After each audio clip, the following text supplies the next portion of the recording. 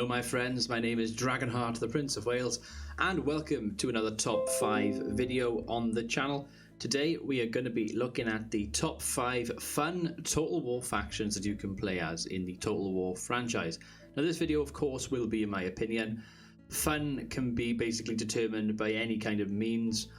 Fun of a particular faction in a campaign, fun because of its units, fun because of some of its unique traits, fun because of its starting position. It can be totally anything at all. So obviously with these this list, you'll have a different list to me most likely. But please, by all means, let me know in the comment section what you believe to be your your top 5 fun or most interesting factions that you have played in the Total War games.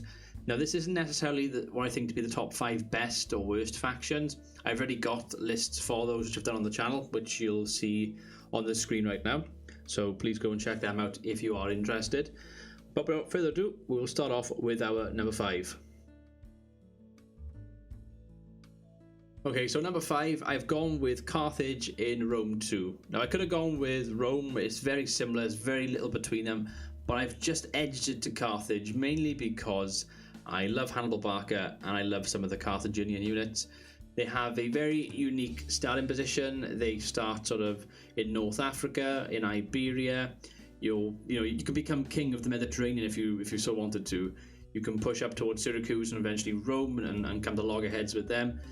You have the legendary Hannibal Barca at your disposal, of course at the start of the game if you play it as the Barcid dynasty. And you have mother effing war elephants. I mean, who doesn't love war elephants? And you can recruit generals on war elephants as well. I'm a big elephant lover, I guess, in Total War. I love using them. And these war elephants, I've tested out before, they can get like 300, 400, 500 or more kills per elephant unit. They are absolutely devastating. They do cost quite a lot of money, but they are really good. Carthage has some very good cavalry, some very good javelin units, has some very good phalanx units as well. They have a very large and robust roster to suit most people's playstyles, and they have some very good unique units. It's a very challenging campaign as well. Not everybody likes you. I've had about 3 campaigns on Rome 2. It was the first campaign that I played when the game came out back in 2013, and I was getting absolutely butchered by my enemies. In my other playthroughs I did a lot better.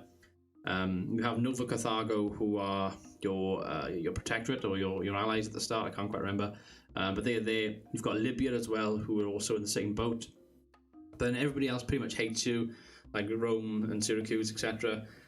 And after about 3 or 4 turns, Rome will probably declare war on you if you're not already at war in the first place. So it's a fun campaign to play. Lots of big superpowers in a very interesting portion of the map, and that's why I've gone with Carthage as my number 5.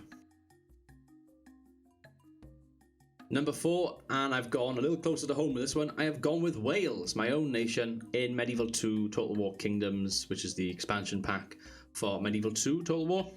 And yeah, personal gratification for this one mainly, so I do apologise, but I loved playing as the Welsh back in the day, back when this game was new out all those years ago, and fending off my Welsh borders against the annoying rampant Englishmen and the Barons Alliance, and then of course going up to north and trying to sort the Scots out, then jumping on boats and going over to Ireland and trying to kick arse over an island as well, and trying to just eliminate those pesky Norwegians, although by the time I got that far the Norwegians were usually eliminated as a threat. Yeah, Wales are a fine faction and a very fun faction to play as. You have very, very good missile units, and that's what I love doing. I love missile units. I love playing as the Wood Elves in Warhammer and Warhammer 2. And this is why I've picked Wales as a fun faction for me. Take aside the national pride I have as playing as my own people in a Total War game, the fun you can have by sticking your scythed bowmen, your longbowmen, in a line, and they have the ability where you can put stakes into the ground, sticking them up, putting stakes into the ground, then sort of retreating back, getting the enemy to charge you onto the stakes, chucking all their cavalry away on the stakes, and just picking them off with your longbow is just amazing. So the more longbows I get, the better. And they also have some other good units as well, like Gwent Raiders, and I've always found them to be quite a useful unit in my campaigns. Just playing as Wales in general is a lot of fun, and that's why I've picked them as my number 4.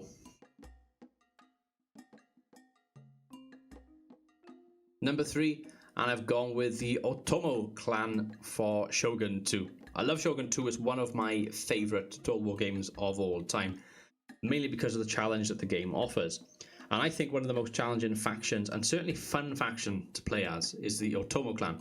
Reason why I've singled this particular faction out, they are in a very interesting area of the map. They are on the northern tip of the island of Kyushu, which has lots of interesting factions. You have the Mori clan just across, which are the Masters of the Sea. On the other island, you have the Chotokabe, which are the Master of the Bow. And you also have the Shimazu in the south of your island. Plus, you've got clans like the Ito and whatnot, which will be wrestling for power on Kyushu. But the Otomo have a few things going for them that other factions don't have. They have a Nanban trade port right at the start of the game, which allows you to have the matchlock Ashigaru units, which are basically normal infantry units but with guns. So you can gun down your enemies. They do cost quite a bit, but you can recruit them as long as you have this Nanban trade port. And it's so fun watching samurai charge towards you and you just shoot their brains out. And there's literally videos on YouTube where people have just spammed like a bunch of matchlock Ashigaru units and matchlock Kachi and whatnot, just put them up on a hill and just shooting down upon charging enemy. You will literally tear through them because you think about it, you know, it's a complete mismatch. Medieval style infantry units charging towards you and you've got a fucking gun. You know, you do the maths, it doesn't end well for the person charging, does it? So getting these is fun. They're quite complex as a faction to play as because they do start off as a Christian faction. You can of course change this if you want to as things go further in your campaign, but I tend to prefer to keep them as a Christian faction. Get those Nanban trade ports in, get those guns going, and just have lots of fun obliterating your opponent. So that's why I've gone with the Otomo clan as my number 3 choice. I want to take this moment to give a very special thanks to all of my channel members and patrons that have supported me on the channel. You'll see their names listed on the screen right now. If you want to become a channel member, hit the join button on the YouTube page and it'll take you through the details there. And if you want to support the channel, you can do for as little as $1 a month. Check the description for the Patreon link. Number 2, and I have gone with the Skaven faction for Total War Warhammer 2. And in particular, I'm going to single out to a certain ratty lord here, Ikit Claw. Now, he is the latest lord that became playable in the recent DLC that was released, which basically buffed up the Lizardmen and Skaven factions in this game. And I'm having the time of my life. I'm streaming this campaign currently on the channel, so if you are interested, please check out the streams. But I mean, the Skaven have a very unique playstyle to them. They have powerful magic, so for example, you can get stuff like Warp Lightning, which is a really, really good magical attack, and you can buff that up to become even stronger as well. It's basically you pick on the map where you want it to aim, and you can hit a cluster of units all in one, and big bolts of lightning shoot down upon the enemy. And if you can buff that up and get that leveled up, then it's going to do lots and lots of damage to them. It's a very unique skill that the Skaven have. They have nuclear weapons. I mean, what more can I say? The Skaven, especially, you know, Ikit Claw, he has the workshop, and you can upgrade the workshops. You can get upgrades such as Doom Rockets, and a Doom Rocket, even though it costs quite a bit of raw materials and stuff, you can literally drop it on an enemy and kaboom. Kaboom, you've destroyed like 5 units in one go. I had a battle where I was up against it. It was 3-1 in the enemy's favour. I was fighting, and I was literally being a bit shoddy with my tactics, and I was corner camping a little bit. I had a depleted army. I was throwing just clan rats at them, trying to wear them down. And in the end, I just chucked my last clan rat, which I spawned from using magic, you know, the death from above skill.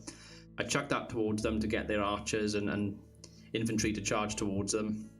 You know what the AI is like when they charge towards you. They'll take on any oncoming infantry first. I did that, and then I dropped a Doom Rocket on them. I destroyed like 5 units, and I actually won the battle. It's a battle I should not have won, but just having that, you know, that Doom Rocket, even though it is a bit kind of derpy as far as like you can win battles where you should not be winning, that's kind of what the Skaven are about. They are this very weak, cowardly faction, but when they bare their teeth, they are menacing. They will gnaw away at you and just completely obliterate you like that.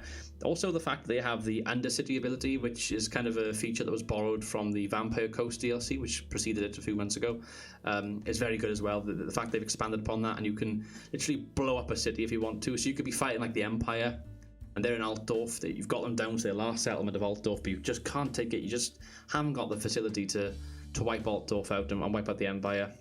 So instead, you get a Doom Engineer, you stick that in the settlement, and you get them to basically blow it up from the inside. It's amazing. So their playstyle is so fun, and that's why I've picked Skaven Ikit Claw as my number 2. Number 1, and I have gone with the Vampire Counts. And there's a reason why I've gone with the Vampire Counts. They were the first faction I played as with Total War Warhammer when the game first came out. The first campaign I played, and I've gone back and I've played multiple campaigns with them.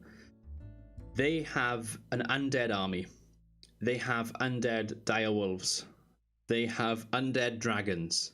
They have very, very powerful magic, such as the Invocation of Nehek, amongst other things.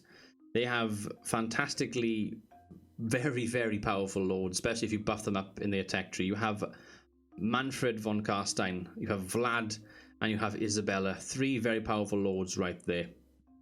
You have creatures such as Vargulfs, which are these big, massive, like walk-in bats, basically, that regenerate as the battle goes on. You have massive creatures such as Terrorgeists. You have fantastic cavalry like Hexwraiths. And you have lots and lots of terror units, so units that will give off fear and will make your enemy run away if they are, under a certain kind of proximity to those particular units. They basically have my ideal army. They have such unique units, such strength in depth as far as a roster goes, such great and unique lords. You've got Manfred, who can basically whip up any kind of spell that he can please. You've got Vlad, who's an absolute beast in battle, and if you have him and Isabella synergized on the battlefield, then they both get a big buff from it as well, which is great. They are such a fun faction to play as, the Vampire Counts. I've had so much joy every campaign I've had with them. I've really, really enjoyed it. They have so much to offer, and I'm always discovering new things as I play with them. And that's why I've picked them as my number 1. I always find myself, when I play Warhammer, I don't know which faction to play as. I'll always stick the Vampire Counts on, because I know I'm going to get so much out of playing as that faction. There's lots and lots of other factions which I could have mentioned from the Warhammer games, such as the Wood Elves and the Tomb Kings. They are both factions that just missed out on this list. And they are factions that have appeared on my other list as well. I think they're very good factions, but as far as enjoyability goes, I just enjoy the Vampire Counts so much that I had to pick them as my number 1. But hey, that's just my opinion, and this is where you all come in. If you disagree with my list, then by all means let me know in the comment section below. I am dying to find out what you guys think are your top 5 favourite Total War factions and why. So any Total War game, any Total War faction, let me know in the comment section your reason for selecting them. I've been Dragonheart, the Prince of Wales. Until next time, goodbye.